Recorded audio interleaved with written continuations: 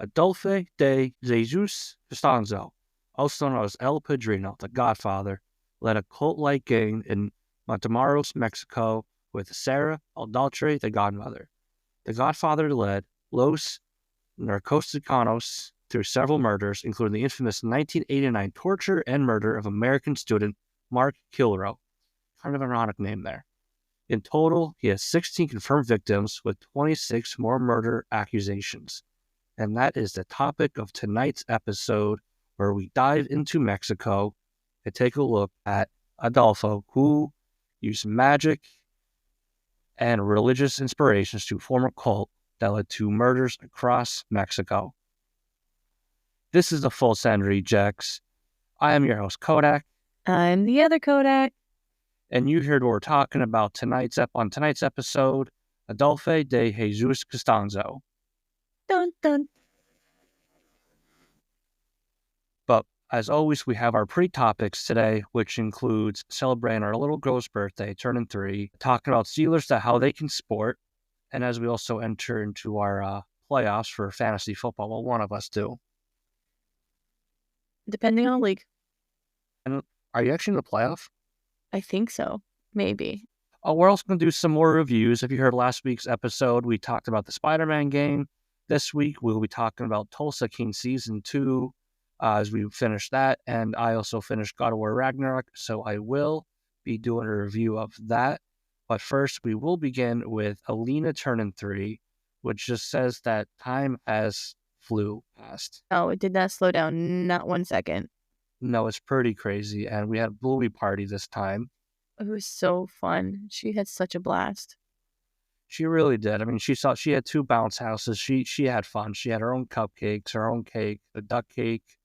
Everything turned out great. I loved how anybody who is a parent that watches Bluey, who saw the duck cake, immediately went, duck cake! I told you it was going to be a hit. It was so funny. It's just, you can tell where the parents in the room are, because it was fun for everybody.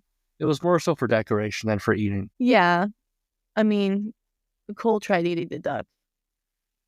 Well, it's all right. It was actually a pretty good tasting duck. Yeah, banana flavored. There's better options for cake. I like banana. Yeah, and you do. Okay. I suffer through it every year. What do you want instead? Vanilla? No, fuck no. They get vanilla. Cinnamon? Vanilla comes from the anuses of beavers, all right? I don't want that. You know, that churro cake we had in New York was pretty fantastic. That was good. Start ordering things in churros. Well, tonight I ate out of a pineapple, so. That was fantastic. That was delicious. She was here in Pittston. My God, that was it was a fajita and a pineapple. That was incredible. It was so good. It was sweet, yet. I love meals like that where it's just presented a certain way and you're just the flavors just dance across your palate. It's just like you get so much in one bite. Viva la Mexico. I also took her to Chuck E. Cheese. Oh yeah, Chuck E. Cheese is a scam. It is a ripoff. Take your kids to Dave & Buster's. Yeah, at least at Dave & Buster's, like everything just is better. Oh yeah. Yeah, let's spend $104 and get 600 tokens. And it was mostly us playing the games. Yeah, well, hey, we got like 4 finger puppets and 2 candies, okay? And some pizza. Quote, pizza. She had fun. She had fun. That's all that matters. Yeah, I can't believe she's 3. Yeah, she's growing up quick. It's just an eye-opener. It's just, you have the kids and then you're like, time goes by really fast when you have children. When you're a teenager, it's like, oh, it takes forever to get to 21. And then you have kids and then it's just like, oh, crap, I'm almost 50. Another year being her favorite. You're not her favorite. You want to go there? You want to have this debate? She says mommy now. Yeah, now. She's being daddy for a year. Because that was easier. Yeah, I also bribe her with candy. See, I don't want her to have diabetes by the time she's 6. Also, when we're watching movies, who is she cuddling up to? Me. Yeah, she's usually taking me to go try to get her a snack. She does the same thing to me. But you give in. Not all the time. A lot less than that. She takes her big eyes and bats about you. You have literally heard me say multiple times, Alina, cry, I don't care. Followed by, okay, let's go get you a snack. Yeah, later when I get hungry, she feeds me. There's a deal here. My goodness. No, she's the best. She hands me controllers to play video games with. She gets me out of cleaning by handing me a controller. That doesn't get you out of cleaning. That's just a child to say a scapegoat. I guess we gotta play video games to entertain the child. And she'll feed me while I do it. You know what you do? Hey, come clean. She will clean too. Yeah, she will. She cleans her own mess. She throws away her wrapper sometimes. Sometimes. Sometimes. Other times she'll just hand it to you. She went to go give me a high five, right? And I went to go give her a high five. She took her other hand. She put the wrapper in my hand. I was like, when did you get so clever? That is genius. It is. Well, she turns 3 and becomes more clever. And it's just. I like how when we put her candies up higher, she moved a case of water to try to climb on top of it. Like, she is intelligent. The way her mind works is just amazing. I can't wait to see what the rest of 3 brings us. She is just, her speech is tremendously improved as well. Thanks, Miss Rachel. Yeah. But other things that have improved, Steelers. Oh yeah, we can sport. Yeah, we can sport. The rest of the league suck our collective penises. We have offense and defense. We do. It's amazing. And it's like, I love waking up every morning, go take my pre-work poop, and it's like, Steelers, Super Bowl favorites. Yeah, I think we're up there. I mean, I'm not going to lie, this week says a lot. The next 2 weeks. Yes. Actually, next 3, because it's Eagles, Ravens, and Chiefs. Yes. I mean, we already beat the Ravens once. But yes. I think the more they play, the angrier they get, which means the better they play. But we need them to continue to lose. However, the Eagles are, and I think the Chiefs are both, they have the same record, aren't they? Both 11-1? I think the Eagles have 2 losses, but see, you can't just go by record because, so what we're going to find out on Christmas between the Chiefs and the Steelers is who made the better deal with the devil. Yeah. Because it's the Chiefs get away with wins. That shouldn't, like, their last one, the last second field goal off the upright side. It's always down to the last play of the game. But, like, Pittsburgh has been living there since 1970. And, like, that's Pittsburgh football is they drag you down to their level and beat you with experience. Except now we have an offense.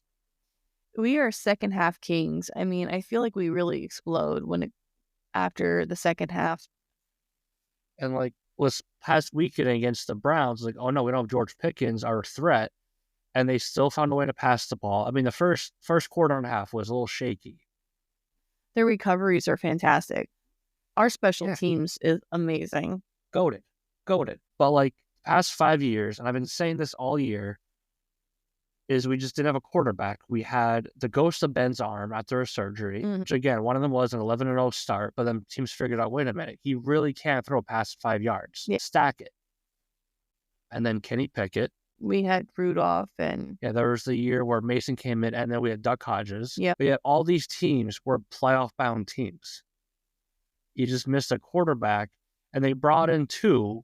One who was rejected by Chicago, even though he never had any fucking weapons outside of DJ Moore's last year. But offensive coordinators weren't there. The head coaches were a mess. And then brought in Russell Wilson, who spent 2 years in Denver being laughed at, being clowned. It's like they didn't even take it as a competition. Like, hey, we're just here. Let's do what we got to do to win. Yeah, he's looking kind of like a Seahawk. You know, he's not as like nimble and as fast as he was when he was playing with the Seahawks, but he's showing that he's still there. There's glimmers of him that make him say, hey, I may be older, but I still got it. And he's being a leader. Now, the defense has had leaders. You had Cam Hayward, TJ Watt, Mika a little bit, but the offense lacked a leader. I mean, Najee Harris was probably the most senior person there for a while, if you don't count the offensive line. But now Russ is there to be the leader. You see them have fun. Fun teams win games. I think this week is going to be the battle of the twirls and the leap. I mean, because between Warren, Harris, and Bart, and you got Saquon for the Eagles, they all twirl, they all jump, they all leap, they all can carry at least 7 other colors on their back. Yeah. because Najee can take jerseys and just run the ball with them, but so can Saquon. I think that's going to be the battle of the. Well, the difference is Jalen Hurts isn't that great of a quarterback when he's throwing. Russ is. Yes. And that's the thing. And because everyone laughed at Russ because how he acted in Denver, it's like he changed his personal. I just listened to an interview where he did. The first person to call him when he was hitting free, when he got cut by Denver, was Mike Tomlin. And he sat down with him and Khan, the GM, and immediately he knew this is where he wanted to go. And he knows if he brings Pittsburgh a Super Bowl, not only he's forever enshrined in Pittsburgh glory with Terry Bradshaw, Ben Roethlisberger, he knows his Hall of Fame is set. Yeah. He already has a Super Bowl. I don't think he has an MVP, but he has some All-Pros. He's going to the Hall of Fame. And he knows no matter what, if Pittsburgh doesn't give him a contract after this year, someone will. Same with Justin Fields. I feel like with the experience he has, he's making a great teacher for Justin Fields, to where if he rides Pittsburgh into retirement, he's handing the silver spoon to Justin Fields if they keep Justin Fields. Like, he's priming him to be QB1. Which just speaks for both of them, because like you see a lot of middle-aged like quarterbacks in their mid-30s, they don't give a fuck what's going on around them. He didn't want to mentor anyone. Aaron Rodgers sure as hell didn't. He tries to dictate his teams. Tom Brady was a little different. He was more of a team quarterback. He expected a lot out of you. But that's what you want. And that's what Russell Wilson is doing, is he's putting the team above him. And Justin Fields, when he got benched, admitted, I didn't do enough. That's a 25-year-old saying, I fucking sucked. I mean, he also, he doesn't have the experience that he has, and he's just now learning how to play the field and be a quarterback, where when he was in, Chicago. He was crap. But it comes with being. We went from last year where Kenny Pickett got benched, and when it was time for him, hey, suit up, he just said no, he's not suiting up whatsoever. And I was trying in Philadelphia. And then we got Justin Fields, who is in the same spot and took ownership of everything. Still has fun with the team, is there what he needs to do. I love how they swap him in and out, because you never know what to expect. Is he going to run the ball? Is he going to throw the ball? And then Russ, we actually saw him actually run last week, and like designed runs too. And he played well in the red zone. And that was our biggest issue with Russ, is because it's just like we would make it downfield, we would dominate downfield, but once we got to the red zone, we just couldn't finish, couldn't follow through. And it was up to Bosgod and his magical foot to keep us afloat. And that's how it's been the past few years, was the defense bailed out the offense every single game, and hopefully Boswell's in range enough to kick, where now even if the defense has a bad drive or a bad game, the offense picks it up. Justin Fields did it. Russell Wilson did it. Boswell is the Bosgod. He's a Wizard of Boz. Yes. There's nothing that says this team can't win a Super Bowl. I don't think the Chiefs can do it. I think it's Pittsburgh, Buffalo, Philadelphia, or Detroit. Detroit definitely has. They're insane this year. Motor City Dan. Dan Campbell reminds me of Bill Cowher. Every time he talks, every time he rallies, during their last win, during his speech in the locker room, there was a lineman puking up, and he said, fuck yeah, that's what I want to see. That's how you lay it on the line. He was hyping a dude up just for fucking throwing up, and it was just funny because he was just caught in the moment, and it just got him more excited that a player was throwing up, and everyone got excited, including the person who was throwing up. Yeah. See, I think that everybody's building up for the Chiefs to become this dynasty, to win back-to-back-to-back Super Bowls, but no one wants to see that. A lot of people hate the Steelers because we have so many rings, because we have so many. But when's the last time we were in the spotlight the way we are now?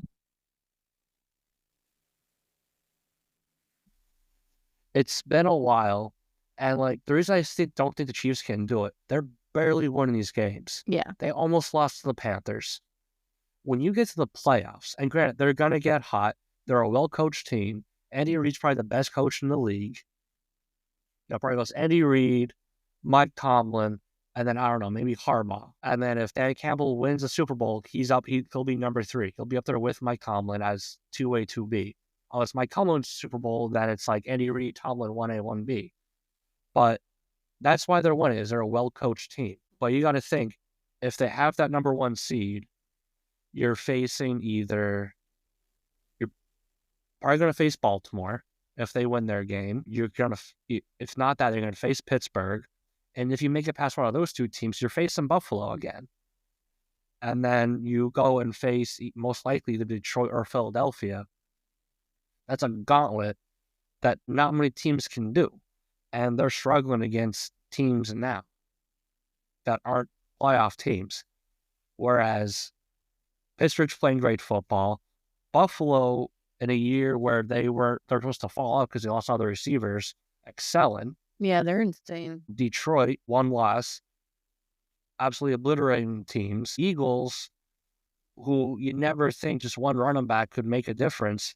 Saquon was that difference. He is ridiculously good. I mean, he's laughing at the Giants. I mean, you have to, because when you lose a key player, just like anybody else, just like how Russ with the Broncos and all these people who get switched from other teams, it's not about just how one individual player works. It's about how that player fits in with the team.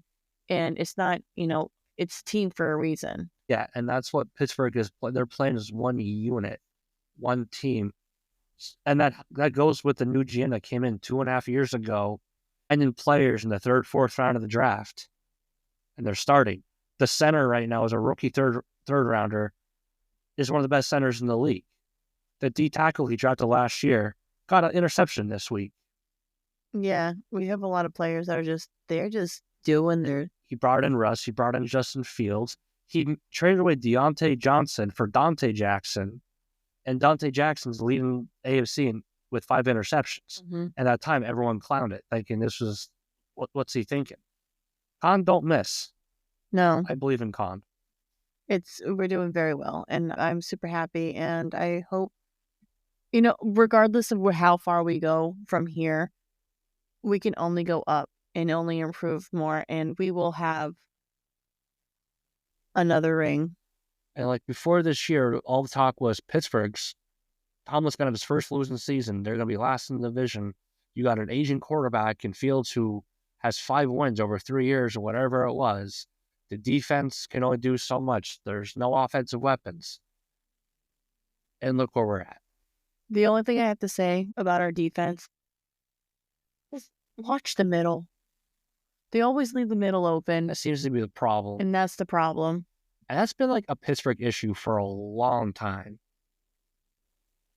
Like, I remember every time we played the Patriots, Gronk would get 150 yards, or other tight ends would just dominate. Because they go straight up the middle.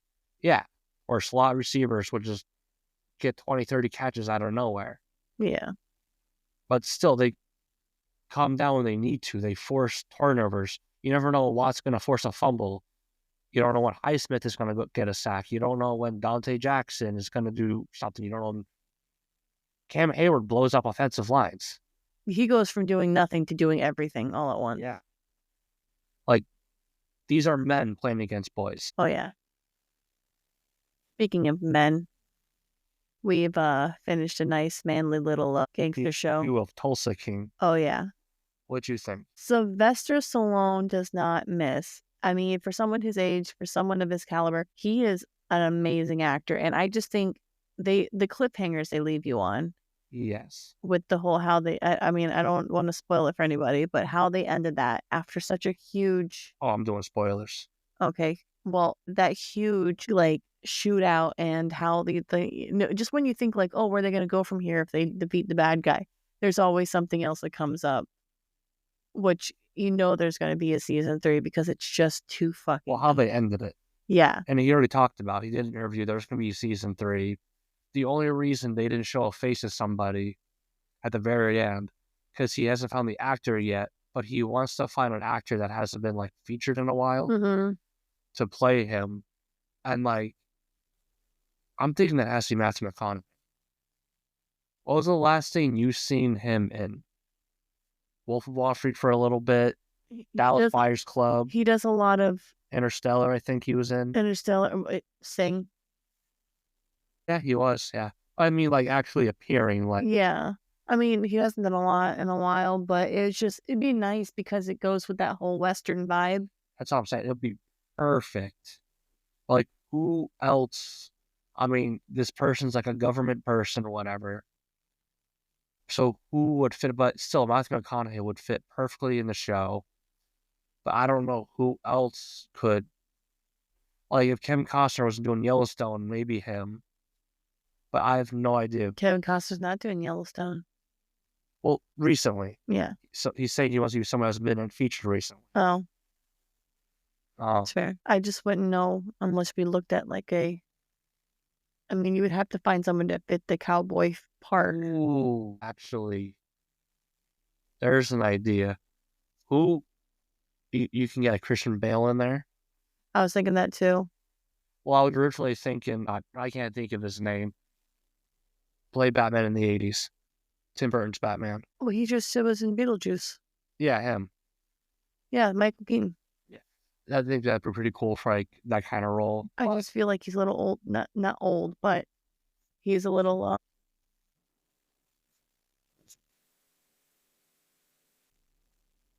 He's a little. I think too city for that character. He might be, but depends what kind of direction they're going for this character.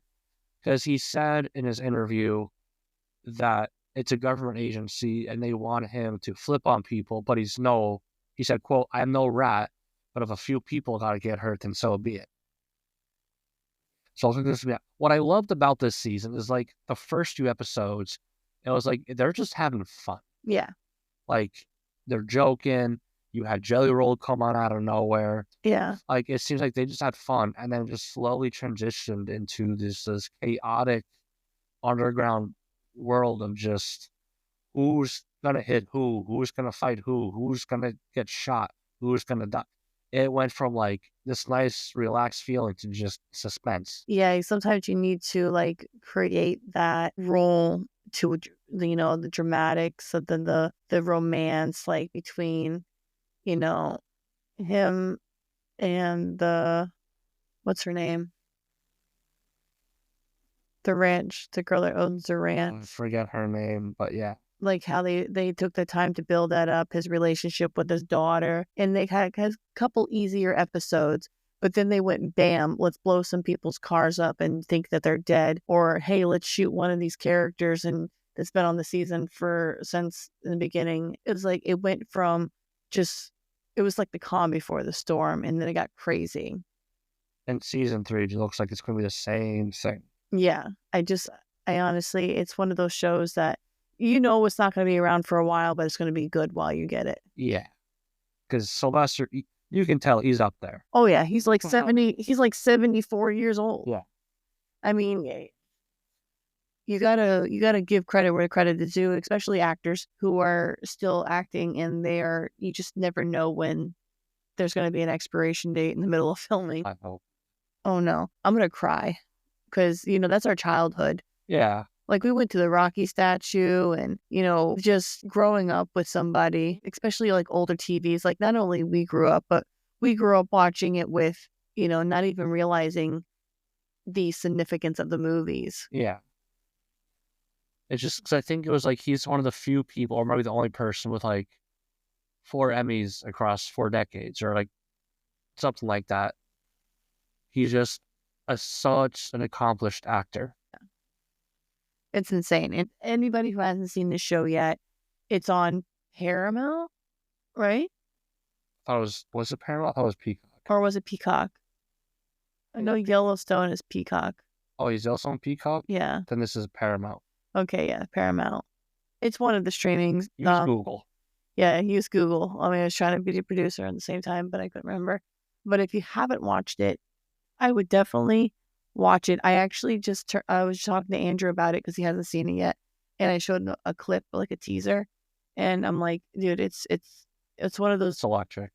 It's one of those shows that you think that are going to be boring when people tell you about it, but once you start watching it, it's going to hook you. And soon, right now, we're working on the Penguin, so Dexter comes out, and next week. Prequel to Dexter, so we'll have some more TV reviews coming up. Oh yeah. probably some movies too as well. We haven't watched Beetlejuice yet, so the second Beetlejuice 2, so Just Beetlejuice. Beetlejuice. We haven't watched that one yet, so we'll have to do that. Yeah, we'll do that one too. Oh, we have one more, like I said, God of War Ragnarok. This was You put a lot of time in that game. When I finished, I only did the main, and this is just the main storyline. It said I did 24 hours into it. Now, I didn't do too much side quests or anything like that because there's still a bunch to do. So I've been playing God of War since they first came out. I don't know, 2008, 9 maybe. Always loved the games and how they took this, because like the last one, the wife dies, Atreus' mom dies, Atreus being the son. The whole thing is about taking her ashes to her final resting place, and you find out Atreus is actually Loki, and there's these prophecies.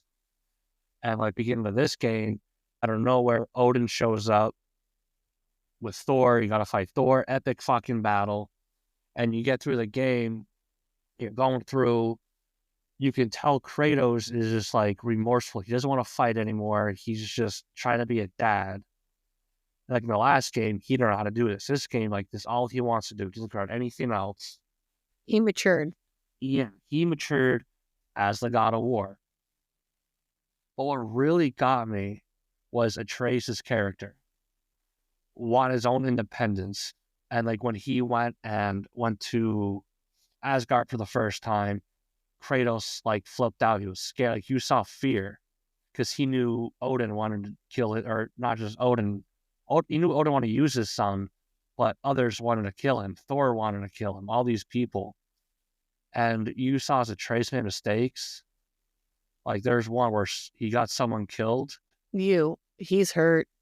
Yeah. He's hurt. He's feeling it. Like you were feeling the emotions of the character. It's just so unreal how in a video game, just the voice acting and like the graphics these days, it's so insane. Yeah, it's almost like you're there. And because like the whole game gets flipped on its head when they reveal characters in a certain character and someone dies because of it, all because Atreus was pushing for this. And he was just like, Kratos was just like, we're done. We're not fighting this anymore. This ain't worth it. And now I just get a whole lot of content in the game. But it was a nice touch back to the first game. The first game starts with you hunting. You're teaching Atreus how to hunt. And now he's like, I just want to hunt a deer. And you see him just like, this is my piece and whatnot. And he's about to do something. And Kratos is like, no, we don't run. We're going to war. And you're just like, here we fucking go. Here we fucking go. Because the entire game, you're trying to get like peace between different alliances, trying to work your way up. Atreus is going to Asgard. He's doing these missions for Odin, and he's so like he's trying to find himself. And Kratos is trying to go from this overprotective father to like, I trust you. And the first moment he's like, I trust you. Do what you got to do. It's like, Daddy, my boy, he's going. And just the combat itself, the things you fight, the boss battles, everything about this game was fucking phenomenal. And if you heard my review for Spider-Man last week, I reckon this game a whole lot more. And then the final fight against Odin, holy shit. You're really doing 3-on-1. He's still holding his own. You got to time things perfectly. But again, you motherfucked the shit out of that. How many times you had to redo it, and you're like, God damn it, why won't you die? My favorite part, though, is just Atreus' character. And just the raw emotion that like, comes out of just his voice actor and everything he does. And then when you get towards the end and Kratos learns what his role as the father is now. And the greatest callback there was when you go to invade Asgard, and because throughout the game you can go to the dwarves and they can upgrade your armor, all this stuff for you, and you get the original armor from the original games. I was excited. I was getting her to jump up. That shit was amazing, because before that, Kratos was like, I'm not going to lead this war. I'll be here to help and fight, but this is not my job. And you get asked to. And it's like, sleep on. And the next morning, like, I will be the general. It's like, let's fucking go. It was so excited. It was so pumped up. I can't wait for I don't know what they're going to do next. Like I said, I haven't done like the side quests. I haven't done the bonus content. They did say there's a Valkyrie out there that, needs to be handled really quickly. So I'm assuming that's part of this game. But the big wonder is like, what if they continue with these games? What's going to be the next like mythology they go after? I hope for my sanity and for your mental stability that they don't make a VR version of this to where, because if you got connected to this game just based on playing a video game on a console, imagine being VR'd where you actually feel like you're there and you're fighting these. Fucking electric. And I'm just saying, so happy. I'm just saying that'd be a great idea. You cut me into the, but no, like all these games that you have, like how much fun did you have doing that one game where you're just like stabbing somebody? Yeah. But it's just like, can you imagine playing a game like this or Spider-Man? That'd be electric. Especially Spider-Man. I do not want to see you hopping around the house. However, but just the depth of the storyline and how involved you get. It's like you were actually feeling the pain of these characters. It just did such a good job because you have these incredible storylines, these plot lines, characters and all, and then callbacks. I remember like in the last game, because in the first 3 games, you have the Blades of Chaos. Those are your weapons. In the last game, you pull them out of nowhere, and it's like, here we fucking go. It's like the developers know what their fan base is. How to get you going. Yes. That's what this game did too. And when you get the spear as a weapon, it's like, holy fuck, this is amazing. You get a third one. Everything was, but if they ever made a VR. I would never see you ever. Well, like the new conversation is, what's next? It's going to be another mythology they're going to go after. A lot of people are hoping for the Egyptian gods, which would be really entertaining. That'd be really good, yeah. There are suggestions of, Christianity, but like that's not going to sell. No. It's you're going to see fucking riots. The Mexican god, or not Mexican, but like the Latin American gods. Mm-hmm. But God, I have no idea. Whatever they do next, here, just take my money. I'll follow through blindly. It was amazing. You loved it. It was, you watched it. What did you think? As somebody who doesn't like video games, I wish I enjoyed them because the games, I enjoy watching you play. You see that one game you played, was it the Noir? Noir. Which I'm almost done that one, so that review will come at some point. Yeah, but it's between L.A. Noire and their Gods of War, even Spider-Man. Watching these games, you get so involved with the storyline, and I just... Story games. It's honestly, it's like your own little soap opera that you're like the storyline for. Like your own TV show that you're just in. That you get to make, you get to play God and do things. The God of War show coming. So if you were, for me to see it, I wish I enjoyed it more because it's kind of like you do get involved. Like there was at one point it was my first time watching you play and you actually paused it and explained the background, the storylines and who's who to what, and just the passion behind it as somebody who plays the game. Like, I wasn't even that passionate about Mario. The only time I'm passionate about a video game is beating your score and Tetris and Thanksgiving holiday. Well, it's just a tradition. It's just that one thing you look forward to every year. But it's just, I thoroughly enjoyed watching it. Here's what I'm thinking of. Amazon's going to have a show based on God of War. Okay. So, lately every show we've watched that's been based off a video game has done amazing. The Last of Us, Fallout, yeah, amazing. So that's something I am incredibly looking forward to. I can't wait. That's good. And it's like another thing is just like the music they have in the game gets you so excited. I can go on and on. Let's see here. God of War, got a 94 out of 100 as a rating. That's the same. Electric. That's our highest rated game, tied with the first one.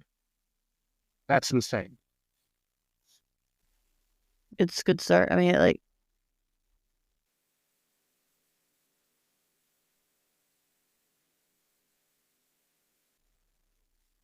You have been playing these games since you were little, like you were saying. Yeah. Like, If you're looking at time like 2007, 2008, I was.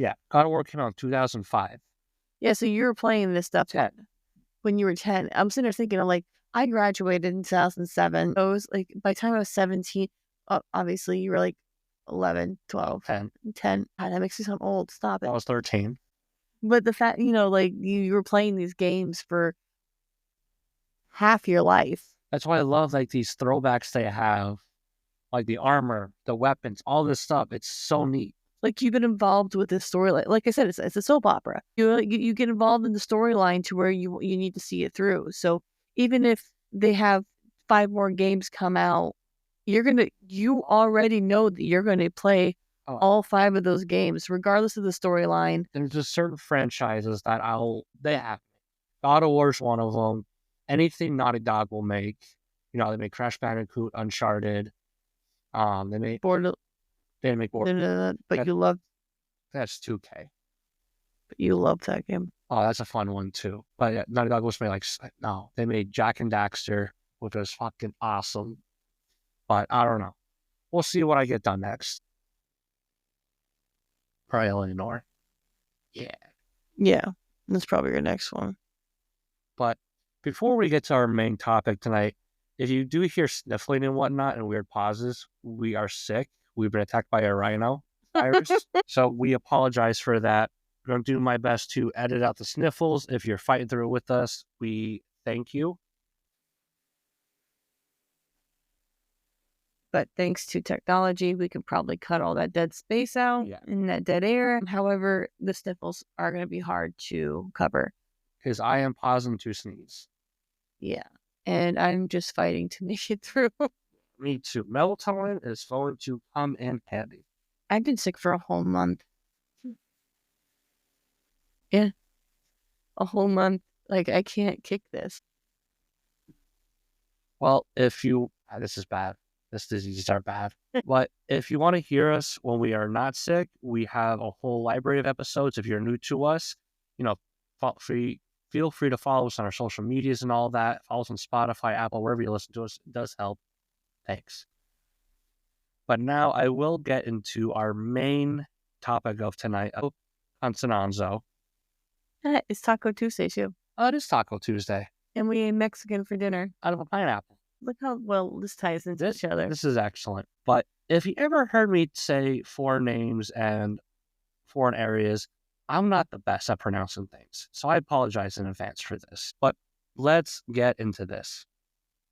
So Adolfo Constanzo was born in Miami to Delia Aurora Gonzalez, who was a Cuban immigrant in 1962 when she was just 15 years old. Now, she would end up having 3 children with 3 different fathers, and I know what you're thinking. Yes, she's Catholic. I'm also now realizing it's incredibly hard to read when you can't breathe out of your nose. Now, being raised in a Catholic household, Adolfo did serve as an altar boy. Just wait. Don't know yet. It's going to take a twist, and not a twist you think it's going to take.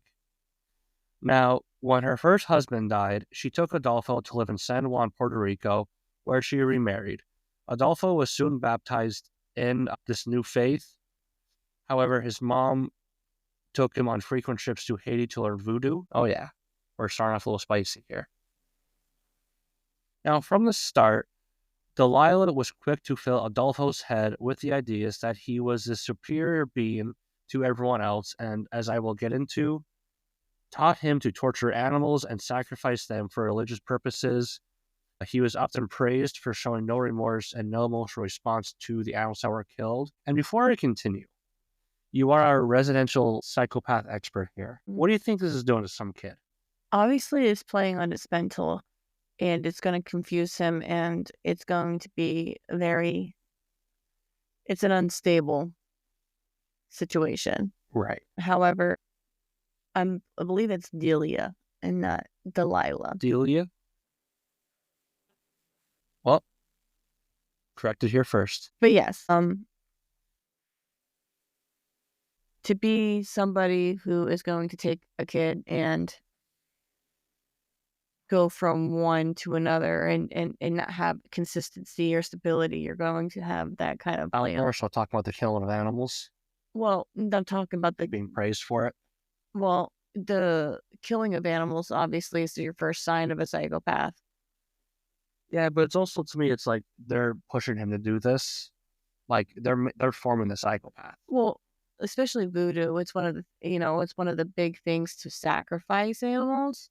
But if you're doing it because you like it or you grow to like it, you're not doing it for religion purposes. You're doing it because you want to do it. Now, to teach him something at such a young age, I mean, just look at Dahmer, for an example. Yeah. When they used to do the taxidermy, and he just continued to do it to where it turned him on to other things, and then it just came second nature. Yeah, well, we'll get to his nature in a little bit. Oh yeah, it's not great. Well, when you started with Altar Boy and Catholics, I kind of had a feeling this was going to be the turn for the worse. Yeah, well, not the terms you think it will be. Aw. So Adolfo and his family returned to Miami and Just wanted a drink. yeah, well, must pay the cost. They returned to Miami in 1972, and shortly after his stepfather passed away, they kind of just left. His stepfather passed away, and he did leave his family some money, but it wasn't much. And as a teenager, Adolfo took up an apprenticeship with a local sorcerer and began to practice Palo Mayombe. Now, so this is a religion that takes traditional Congo religion of Central Africa with like some influences of Catholicism and Spiritism found in America. Now, oddly enough, Adolfo was taught that Christians were below animals. Figuring out how that one works out, I don't know. As part of his new religion, Adolfo went through numerous acts of being hard-R by older men as part of, quote, religious services. That's right. You heard Christian or Christianity and Altar Boy and thought something like this might happen, but guess what? It was a different religion. Yeah, it gets worse. Cool. But at least Catholics now know they're not the only one. When you said that you should figure it out when Catholics are on the bottom, well, I'm talking about like above animals. No, they're below animals. Yes, I mean they're below animals. Yeah. So they're like the bottom of the food chain. Basically, they're just not a joke whatsoever. Think of like literally how like Hitler used to call Jews like lower than rats. Yeah. Yeah, same concept there. I could definitely get it. So how am I pronouncing her name? Delia? Delia. Delia remarried to a man who was heavily involved in this religion, who was also a drug dealer. Adolfo and his mother were arrested several times for theft, vandalism, and shoplifting, but despite all odds, Adolfo did manage to graduate from high school, but was kicked out of prep school. So not the greatest upbringings, definitely some, you can see where he might be a killer one day. Or seriously fucked up. We'll get there. Okay. So Adolfo and his newfound adult freedom chose Mexico City as his new city to live in, where he met men who become his followers, including Martin Quintana, Jorge Montes, and Omar Orea. They started off with a small locally owned business that found some financial success. They basically gave avocado enemas. Yeah. Help cleanse the soul. I'm just kidding. I was gonna say, yeah, that's that just changed guacamole for me.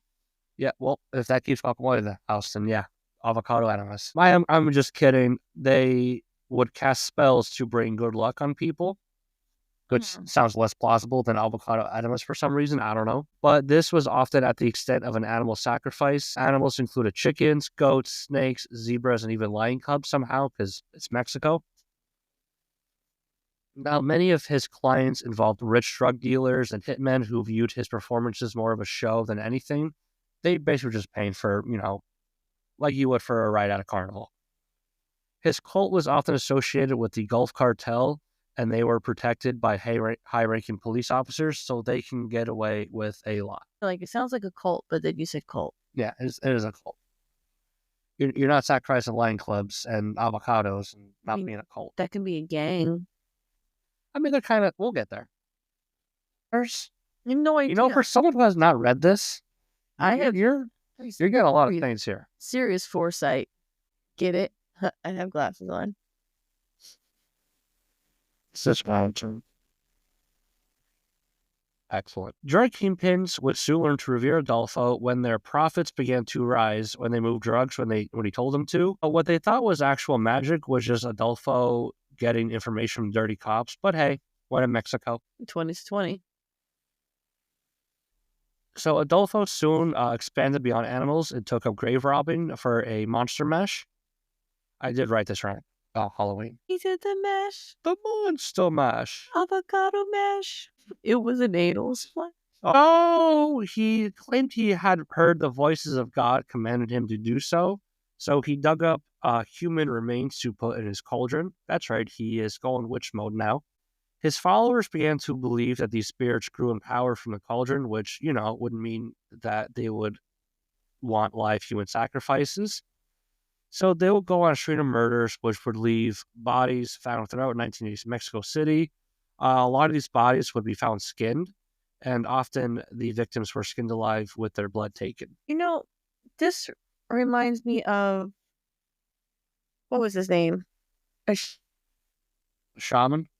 Yeah, the one we did with like one of our first episodes. Yeah, how he killed. Yeah, there was like this guy over in Indonesia. Yeah, the sorcerer. Yeah, sorcerer. Yeah, it's all like that actually. I think I originally found this guy from research on that one because he's the one who his name was literally the sorcerer. Yeah. He's like one of the most prolific serial killers in like world history. Yeah, his bodies were found all across Like this sounds a lot like this guy, but look at you. Call back. I pay attention. So, onto some murder here. As the cartels grew in power in Mexico, Constanzo began to believe his magic was partially responsible. He took this belief and wanted to become a full business partner of one of the most powerful families in Mexico City, the Calzadas. Constanzo was denied, and soon several members of the family disappeared with their bodies turning up while missing body parts, including fingers, toes, ears, brains, and spines. In place of missing fingers, there were a roll of $20 bills placed into the open digits. Now, using a truce offering as bait and offering free readings, Adolfo got the rest of the family, including parents and relatives, into a private room where the cultists came in with submachine guns and massacred the family. Jeez. So yeah, he did not take no gracefully. No. During this time, his followers began to revere him as a god with supernatural powers. It's funny what money can do for you. Yeah, someone watched Aladdin way too many times. Arabian Nights. The all and powerful sorcerer. So now he wants to have his own little murder ranch. So Constanzo moved to a desert house in Rancho Santa Elena, which was pretty much near the Texan border. Besides being the place where he would torture rival drug dealers, this new residence stored his cocaine and marijuana for distribution. At this murder ranch, Adolfo would have victims buried with a hook attached to their back, so when the bodies would decompose, he could rip their spinal cord up. Yeah. Now, believing he had to instill fear into his followers, around this time, Adolfo convinced the cult that one of its members stole drugs from them and had to pay. The, quote, guilty person was brutally tortured, had fingers removed, burned alive. He was sliced and diced, along with being hacked to death. All up until, all this while as he was alive. So this is the Ed Gein special. Yeah, this is like multiple Ed Geins in one. Just no furniture. So one time, a local drug dealer offered Adolfo a deal, but he felt cheated, so he ordered the dealer and two of his farmhands to be tortured. The dealer had his fingers snipped off one at a time until he gave up the location of his drugs, just to have the rest of his fingers snipped along with his nipples. Yeah. Following that, while being still alive, the cult harvested his limbs, genitals, and went for his brain with machetes. Oh. Yeah, this takes... Who's that guy from California who killed the Hollywood people? You know what I'm talking about? I can't think of his name. I'm blanking hard today. Yeah. Yeah, the whole cult. Charles Manson. Yeah, this takes Charles Manson to a whole nother level. I mean, they're saying he's still admitting to... Isn't he dead? So there's the things, there's still, there's things that shows that he had admitted to killing more than what he did. There's journals and there's findings, there's people who are finally coming forward. I mean, I feel like it's just saying it to keep him relevant, but... You never really know when it comes to... Yeah. Okay, so Now, you might be thinking, wow, this guy is sadistic. Yeah, he really is. He required screams for his sacrifices. One time the victim was not screaming, so he personally took to make sure he suffered as horrible as he could. Now, mind you, I'm here talking about like flaying people alive and burning them. He found new ways to torture people. The nips. What's the nips? Guacamole enemas. Oh yeah, spicy. Spicy butthole. So on March 13th, 1989... Great year. Very good year. Constanzo had his henchmen kidnap an American pre-med student, Mark Kilroy, from a Mexican bar and take him back to the ranch. He was picked because Adolfo felt like they needed an educated brain, but also believed Americans to be soft and easy. Which, to be fair... I mean, if you pick us up at the bar, we're not going to be, We'll get there. Okay. So, Kilroy was visiting Mexico on spring break, and he was really fucking hammered when this happened. And, like, when I mean he was hammered, not only did they get him into the car, at one point he figured something was going on, so he got out of the car, but the cultists, who were disguised as cops, convinced him to get back in. So they got him to the ranch, and cultists just took turns cutting pieces off him while he was alive until he died. Like, just flaying him alive until his heart stopped. What a waste of a good buzz. So, not surprisingly, Mexican police didn't really care. Mexican police really don't care until they have to. However, American politicians, especially local ones in Texas, put pressure on the Mexican police to solve the case. All of a sudden, the Mexican police suddenly quickly arrested 4 of the Constanzo followers, including 2 of the Hernandez brothers. It was quickly determined that the cult and Constanzo was responsible for the death of Kilroy, as Constanzo sought out a superior brain for a ritual. Now, up until this point, I've been really graphic and to some horrific crimes. Now we're going to find out how fucking stupid these people are. Right. This is absurd. So the cultists themselves had a tradition when they had a killing, they would just go out for burgers and fries. I do the same thing for a football game. But hey, we all have our things. And with a side of whiskey. Exactly. So after this murder of Kilroy, they saw a police blockade, but they just went through it because they thought they were invisible. Cool. Just wait. They did notice the police were following them, but they kept on going to the ranch because they believed there is a magical force field around the ranch that would stop the police. This is how fucking far gone these people were. I don't even think they did drugs. They should have. They just believed in this shit. I mean, most cults do drugs, but like I wouldn't be that surprised. So, seeing what was going on, officers organized a raid on this ranch and discovered Constanzo's Cauldron of Horrors, which contained dead black cats and human brains. 15 mutilated corpses were dug up on the ranch that was located on the border town near Texas, including Kilroy's body. It was determined that Kilroy did attempt to run away from the camp, but was stopped by a machete to the back of the neck. Each body they found showed signs of extreme torture, and many were mutilated and decapitated. Many of these bodies belonged to the poor that Adolfo ordered his followers to acquire for him, and the missing body parts were found in a shed that were basically used for black magic rituals. A lot of information taken by police was apparently acquired through torture. However, Adolfo's second in command freely just gave up all information because she thought they were innocent, and Adolfo would save them. And like, that goes against the rules of being arrested. Don't tell the cop shit. But she just believed he was magical to the extent like nothing would happen. Like, oh, you guys are stupid. I'm going to get out of this. Like, there are so many cults in this world, from like a dozen followers to millions of followers. This is like one of the cultiest cults there is. Like, they literally think he's so magical that they're invisible. There's force fields. They're going to be rescued from the police. It's insane. But He manipulates somebody to that point. I have no idea. Like, I get it. Like, there's people who are down their luck and they're easy targets. Like I said, they found poor people to execute and whatnot because they wouldn't be missed. Like, you know, that's why serial killers go for like prostitutes and homeless and whatnot, because it's who's putting the time and effort to solve these crimes, especially in Mexico. Yeah, but still to to blindly follow somebody into a sense of like mentally displacing your own thoughts with a thought, with somebody else's words. You also have to consider that in Mexico, religion and spiritualism is a lot stronger than it is here in Mexico That's fair. or here in America. It's a lot easy. It'll be a lot easier to find people who would believe this stuff. That's insane. I'm too skeptic for that. Yeah, I couldn't do it. No, I laugh when I go to mediums. Anyways, Back to here. So one thing not found on the ranch was Constanzo himself, because him and 4 followers fled to Mexico City.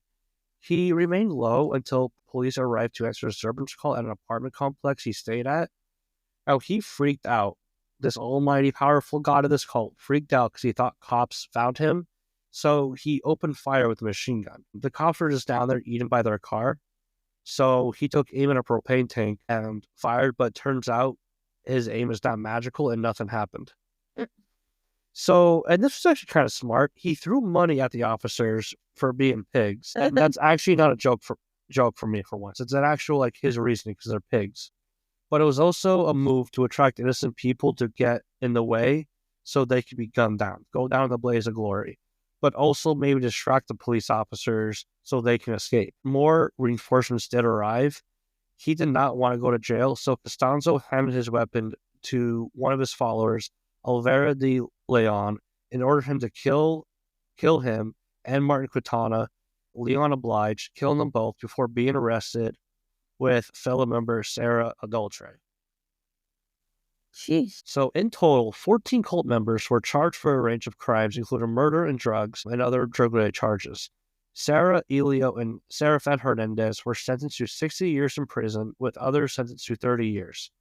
American authorities have stated that if Adolfo survives prisons, they will indict her for the murder of Mark Kilroy. She had everything, I know. So there is a doctor named Dr. Stone who studies cult leaders and some more vile killers of our world, and he actually placed Adolfo at the highest tier of what he calls his scales of evil due to just the torture and brutality that he utilized for his crimes. Keep in mind, this is somebody who believed for his magic to work, they had to scream. They had to feel this pain. That's fucked up. He was noted for developing megalomania and extreme narcissism, which led him to resort to extreme violence whenever he was criticized. See the kills of the drug family that does not believe in him, or the murder of one of his own followers. Man, he really needed to get laid. He really did. Like, there was no, like, mention of, like, a significant other, no mention of, like, well... His power was his sexuality. Well, so that one religion where he was growing up in, where he was a youthful person and he was getting hard, when he hit, like, senior membership in that, he returned the, quote, favor. So there was that. Another terrible crime he committed. But yeah, the whole thing's fucked. Like, this guy straight out the womb was like, It's get like, fucked. It's hard to say out of the womb, but, like, unstable household, and, like, the only household he had was, hey, we're a cult now. Yeah. We're gonna kill animals. You're gonna be praised for it. Show no fear, show no emotion. Like, he was beaten if there was any emotion showed while an animal was killed. This kid went from just not having the parental guidance in the stability of a house to being thrown into a very particular and violent religion. Yep. And then created his own world in his head to where he thought everything that he was doing will be justified and that was right. And then he dragged all these people. Yet I still can't get how someone so mentally ill can attract so many other people and have them do their bidding. It happens all the time. It's amazing. It does. Like, I just don't understand, like, how does someone get manipulated to the point of just being blindly devoted and put all your faith in this one person? it's definitely an interesting phenomenon just among like people, like how you get swept up and just believe what one person says, whether it's a religious figure, a criminal, a politician, something. Yeah. Like it's just insane. Like Jim Jones, like that was insane. Like, but once people started realizing that things weren't right, they couldn't even talk to the other people because they would just turn them in saying that, this person is the way, this person is the way.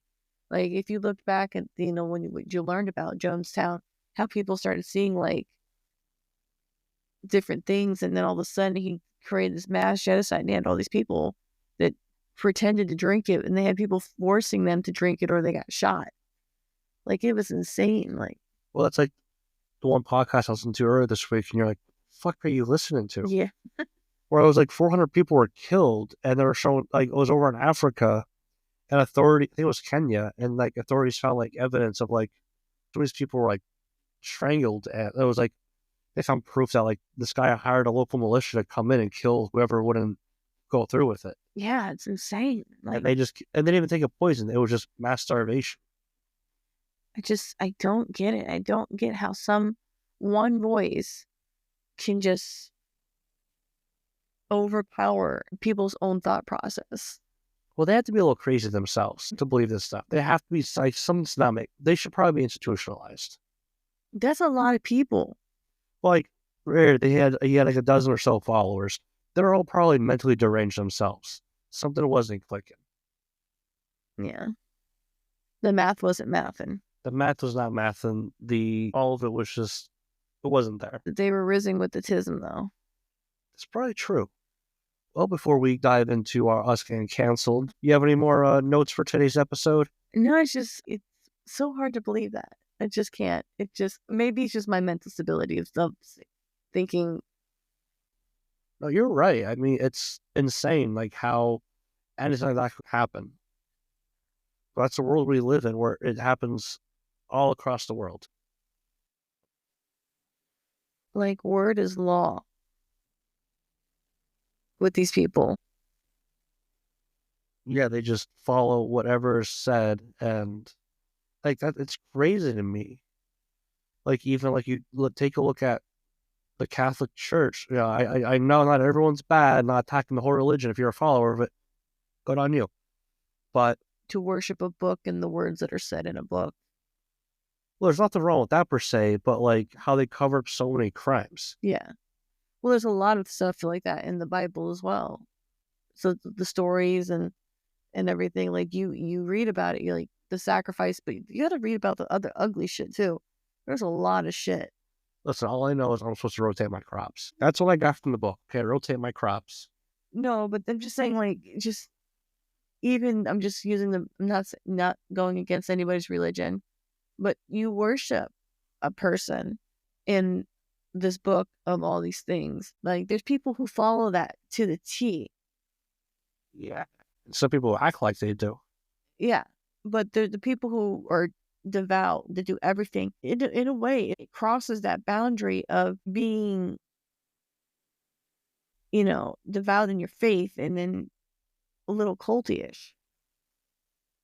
Except there's no leader. You're just the only difference between a cult and religion is number of followers. If you think about it at the end of the day, like Scientology and shit, like what Elron was. I think that's Tom Cruise. Yeah. Okay, fine. Numbers or famous person? Well, I don't do either. So, or religion. That's why I stay away from it. That's fair. Well, we'll wrap things up here. We have a few things coming in the future. We're going to Ohio for New Year's. Meet Baby Rose. We have a Pittsburgh trip coming up after that. So there's a few things coming. Yeah. Might actually make content. We'll actually make decent quality content. Yeah. But New Year, same rejects. New Year's, same. I like it. Oh, I'd be a tagline for the whole year. I'm like, maybe this time I will take my recording stuff. We'll see what happens. We'll figure it out. For everyone who's listening, we thank you for listening to us rambling. Let us know your thoughts in the reviews, anything you've been up to lately, any ideas you'd like us to cover, anything like that. Please follow us, rate us. It helps. We appreciate it. Especially that we're both sick. Thank you. Yeah. We just had a couple margaritas, so thank you. Just But so good. stay tuned for what's next, and until then, full fucking send it. Full fucking send it.